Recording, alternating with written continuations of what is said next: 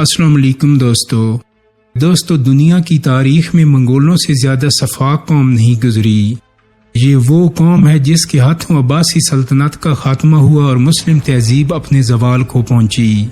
ان میں انسانیت نام کی کوئی چیز نہیں تھی۔ یہ لوگ جانوروں سے بدتر، انسانی خون کے پیاسے اور کسی مہذب معاشرے کے قانون اور اقدار سے اجنبی تھے۔ چنگیز خان کہا کرتا تھا کہ مجھے سب سے زیادہ مسرت دشمنوں کو فتح کر کے، ان کا تعاقب کر کے، ان کے گھر والوں کی آنکھوں میں آنسو دیکھ کر، ان کے گھوڑوں کی پشت پر سواری کر کے اور ان کی بیٹیوں اور بیویوں کو اپنے تصرف میں لا کر ملتی ہے۔ منگولوں نے بخارا جیسے شاندار شہر کو، جس میں عالی شان محلات اور وسیع و عریض باغات تھے، جلا کر راکھ کر ڈالا۔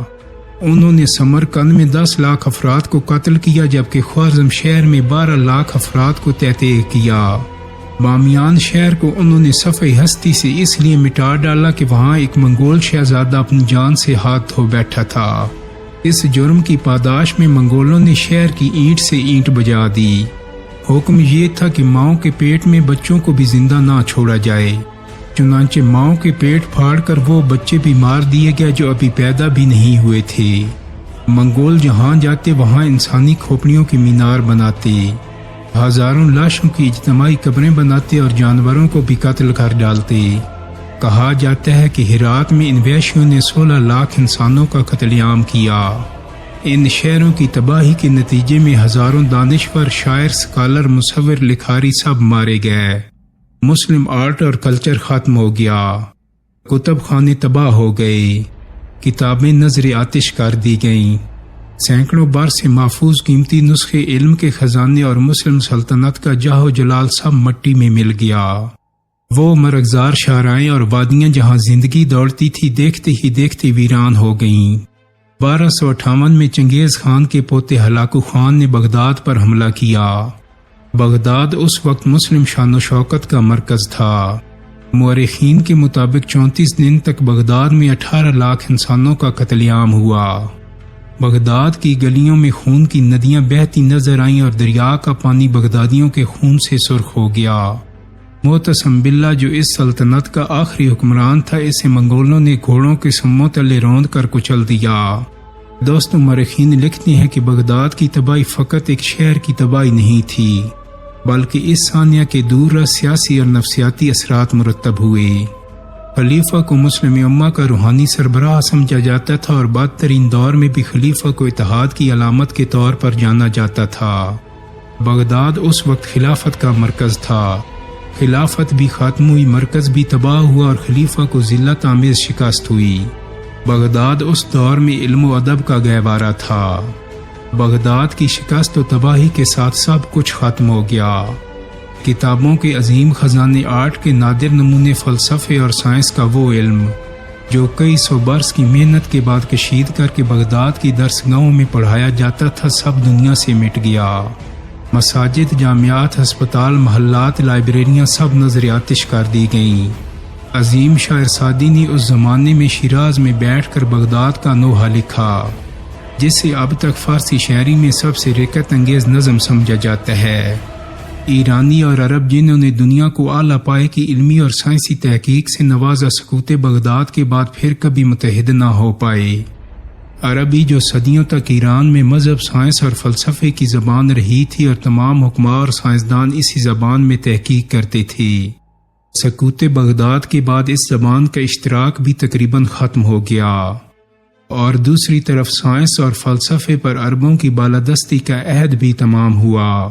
دوستو، ایک ایسی شاندار سلطنت جہاں علم و حکمت کے چشمے پھوٹتے تھے، فلسفی اور حکماء مذہب اور خدا کے وجود پر بحث کرتے تھے، سائنس کی تحقیق جہاں اپنے عروج پر تھی، ادب و فن کے شاہکار جہاں تخلیق کیے جاتے تھے، آخر ایسا کیا ہوا کہ اسے منگولوں جیسی وحشی قوم نے نیست و نابود کر کے رکھ دیا؟ دوستو، اس سوال کا جواب ہم کسی اور ویڈیو میں تلاش کریں گے، لیکن وہی تاتاری جنہوں نے عباسی خلافت کو تباہ کیا، خود ان کی سلطنت زیادہ نہ چل سکی، اور وہ صفحہ ہستی سے ایسے مٹے کہ دوبارہ کوئی نام لیوا ہی نہ ہوا۔ اس کے برعکس مسلمانوں کے کیس میں ایک معجزہ ہوا۔ بغداد جیسی عظیم تہذیب کی تباہی کے بعد کوئی سوچ بھی نہیں سکتا تھا کہ مسلمان دوبارہ کبھی عروج حاصل کر پائیں گے، مگر فقط 200-250 سال کے عرصے میں ہی سلطنت عثمانیہ کا عروج ہوا، جو یورپ سے لے کر افریقہ کے طول و عرض تک پھیلی۔ بر صغیر میں مغلوں کی سلطنت بھی ایک علیحدہ مثال ہے۔ عربوں، ترکوں اور مغلوں کے زوال کی بے شمار وجوہات تلاش کی جا سکتی ہیں، ان سے شاید سبق بھی سیکھا جا سکتا ہے، مگر فقط اس حرام خوری سے کام نہیں چلایا جا سکتا کہ ساری مغربی دنیا ہماری ایجادات پر پل کر جوان ہوئی۔ یہ ہم ہی تھے جنہوں نے کیمرہ ایجاد کیا، جیومیٹری سکھائی اور فلکیات کی سائنس گوروں کو پڑھائی، ورنہ وہ نرے جاہل ہی رہتے۔ دوستو، مسلم دنیا کے علم سے اگر مغرب نے کچھ سیکھا تھا تو آج ہمیں بھی ان سے کچھ سیکھ لینے میں کوئی حرج نہیں۔ آج کی دنیا میں علم حاصل کرنا کچھ مشکل نہیں۔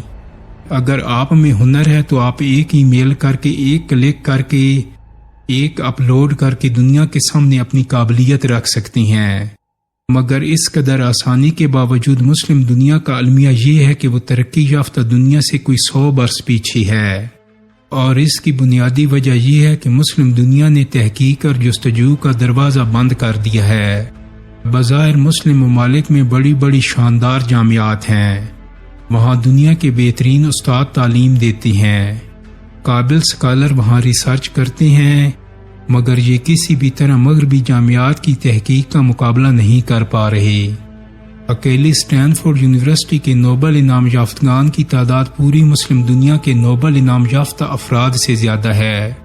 تحقیق اور تنقیدی شعور کو پرمان چڑھانے کی آزادی ہی واحد طریقہ ہے جو مسلم دنیا کو اس زوال سے نکال سکتا ہے۔ دوستو، امید کرتا ہوں کہ میری آج کی ویڈیو آپ کو پسند آئی ہوگی۔ اگر ویڈیو اچھی لگی ہے تو اس کو لائک اور شیئر کر دیں، میرے چینل کو سبسکرائب کرنے کے ساتھ ساتھ بیل آئیکن کو بھی کلک کر دیں تاکہ آپ کو میری آنے والی مزید ویڈیوز کے نوٹیفیکیشن ملتے رہیں۔ بہت جلدی ایک نئی ویڈیو کے ساتھ ملاقات ہوگی۔ اپنا بہت سارا خیال رکھیے گا۔ اللہ حافظ۔